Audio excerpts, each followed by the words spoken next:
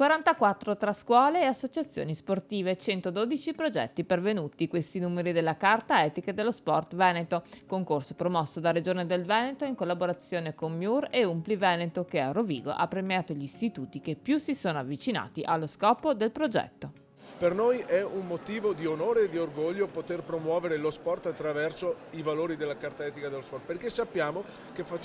che regaliamo un valore etico a tutti i nostri ragazzi, un patrimonio che per loro potrà essere importante per le loro attività sportive, ma soprattutto in tutta la vita nel mondo del lavoro, in famiglia. Lo sport deve essere sempre di più inclusività, solidarietà, naturalmente sano agonismo, da bravi veneti lavoriamo per raggiungere i risultati, ma lo sport è qualcosa che poi migliora tutta la nostra comunità.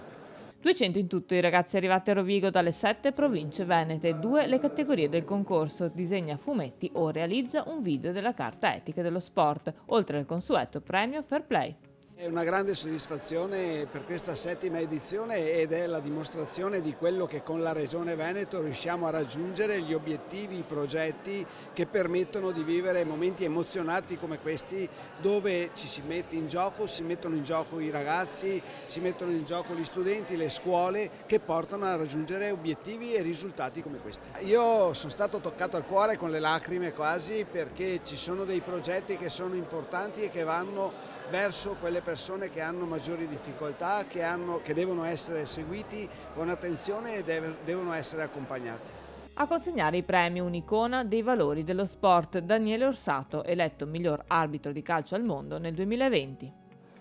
Diciamo che sono rimasto sorpreso quando sono stato convocato per rappresentare la Carta Etica e mi ha riempito d'orgoglio che la Regione del Veneto abbia pensato a me. È uno stimolo per questi ragazzi giovani, perché sognare, io ho sognato sempre nella mia vita, ho riempito la mia vita di sogni. Qualcuno l'ho realizzato, qualcuno ci sono arrivato vicino, qualcuno non l'ho fatto, però impegno e sacrificio e le soddisfazioni arriveranno sicuramente.